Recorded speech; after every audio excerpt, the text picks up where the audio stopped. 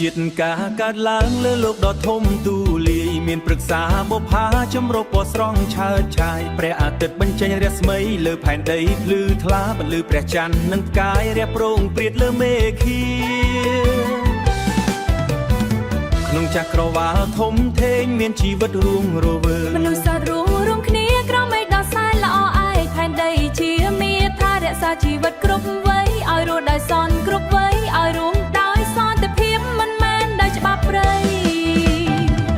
ផែនដីប្រាប់មនុស្សថាត្រូវស្គាល់ល្អនិងអាក្រក់កុំយកកំមកប្រើឲ្យពិភពលោករងទុកកុំសំឡុតគុំរៀមកុំបំផិតបំភ័យគ្នាកុំបំផិតបំភ័យគ្នាហិង្សាមិនមែនផ្លូវសេចក្តីសុខឡើយកំភ្លើងយន្តហោះនឹងក្របបាយកាចសាហើយកុំតែងសារៀនស្រង់ស្អាតឆើតឆាយកុំបំផ្លាញប្រាសាទកុំបំផ្លាញប្រាសាទបែកតិចធននៃមនុស្សជាតិកុំបង្ហោឈាមមនុស្សដោយអាវុធអិនខ្មាអៀនលើស្ពានថ្នល់នឹងផ្ទាំងសម្បែ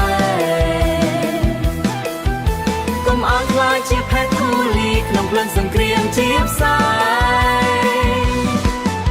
កុំមកយំស្រែកបាយបាំងគ្រួសារជនភាសាពេលប្រត់ប្រាក់ពីមាតុភូមិថ្លៃថ្លាច្បាប់សកលនៃភពលោកគឺសម្រាប់ការពារមនុស្សច្បាប់សកលនៃភពលោកគឺសម្រាប់ការពារមនុស្សគោរពសិទ្ធិមនុស្សទៅសង្គមរស់ដោយសុភ័ក្រគល់ពិតប្រាកដប្រទេសគេរកពិតប្រាកដមិនយកអំណាចមកជន់ជាប់ដូចធ្វើច្បាប់ព្រៃអាក្រក់ថោកទាបប្រទេសស៊ីឡៃគេរំស្រឡាញ់ច្បាប់មិនយកអំណាចមកជន់ឈ្លីដូចធ្វើច្បាប់ព្រៃអាក្រក់ថោកទាបគូសូមបាញ់ឈប់គោរពច្បាប់រូបសាងសន្តិភាពធ្នាប់ពិភពលោក